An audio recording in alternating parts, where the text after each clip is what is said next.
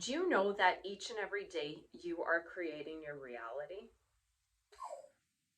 I didn't know that for the longest time. And you know what's funny? You think the school system or somebody would tell us this useful piece of knowledge that we're not a victim to our circumstances. We are actually the creator of our reality, and we could be the hero in our own story if we actually knew this. Unbelievable. So here's the thing, they forgot to tell us in school that life isn't happening to us, even though it appears that way. We are actually creating our reality. So, how do we do that? Well, everything starts in here and then shows up in the exterior environment that we live in. And because we're in autopilot and we don't have this awareness, we show up in a family and then they teach us everything we know, good, bad, and ugly. So we then take on that environment. And the thing is, we tend to live out exactly what we see growing up, unless some outside influence or some tidbit of knowledge comes and gives us this knowledge that we are creators of our reality. So, what happens? Let's go through the model of reality creation. It starts with your circumstances, and then it goes to thoughts and beliefs, then it goes to feelings, then it goes to action, and then it goes to results. So let's work that through. Your circumstances. If you are born to some billionaire versus being born to somebody that is had a few hard knocks and are on welfare, you come into two very different circumstances. And we can't choose that. We show up in this world in our little naked birth suit and we end up with the parents that we end up with. So, our circumstances and how we're brought up then creates our thoughts and beliefs, right? So, somebody that lives in poverty, lives in the ghetto, has different circumstances and thinks about life differently than the millionaire living in Orange County, right? So here's the thing, those two parents will create different children just because of the circumstances they bring their kids into. Pretty straightforward, right? So the problem becomes that nobody teaches us this. So we are born into the circumstances that are out of our control, but we have the ability to do a pattern intro. So let's quickly go through that. You're born to somebody that is on welfare, that has had hard knocks. So those parents are going to create children that think life is unfair, that everybody's out to get them, that rich people are bad, they're no good. Poverty has its virtues. We are good people, even if we don't have money. You're going to be taught that your opportunity is limited. You're going to be taught to be grateful for what you have and don't get too big for your britches, right?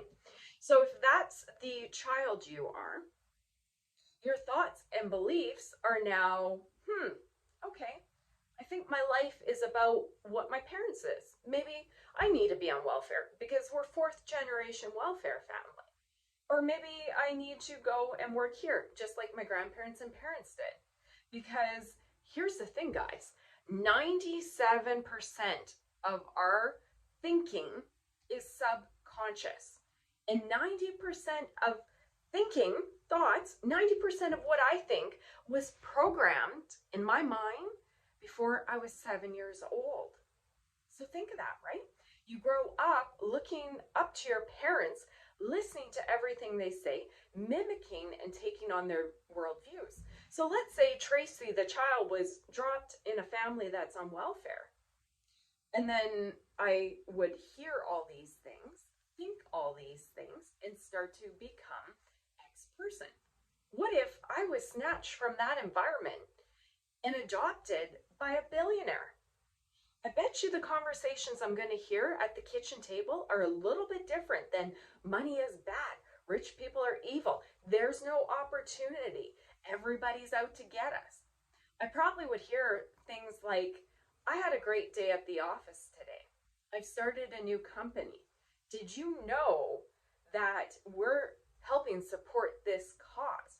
You wouldn't hear that money's bad. You'd probably hear the problems of running a business and the problems that come with the complexities of being a successful individual, but you wouldn't hear the same thoughts and complaints that you would at the kitchen table of a poor family. So let's work that through. You're born into a circumstance, and by the time you're 7 years old, 97% of your thoughts are formed. So now, as you start to become an adult and you go to elementary school and then high school and then become an adult and get married and have kids, unless you have come into a radically different life or knowledge somewhere, chances are your programming, your subconscious programming that you have been receiving from 0 to 7, that's going to kick in. So you are going to go out as an adult with the programming of your parents and grandparents and great-grandparents, because very often that generational knowledge, that generational curse is not broken. So Tracy, as an adult, is going to show up, think, and believe exactly like my parents taught me to. Because it's very hard to override that conditioning. I've been taught money's bad. There's no opportunities. The best that I can do is welfare. The best that I can do is this job, like my grandparents and parents before me. That's the programming I'm going to take as an adult. Nobody teaches us that it's just old software. That if we take in new knowledge, take new courses, do affirmations, if we start taking in, absorbing, and updating our software, our subconscious programming, if we don't do that, we're going to be the same person, by and large, as our family before us. But if we do take in new knowledge, we get different thoughts and beliefs. Then we feel a different way, then we act a different way, then we get results. So again, let's work through that circumstance. Where we're born, who we're born to, will determine 97% of our thoughts, beliefs, our worldview. So from that worldview, we're going to start to feel a certain way about life, about the world, about our potential, about our lot in life.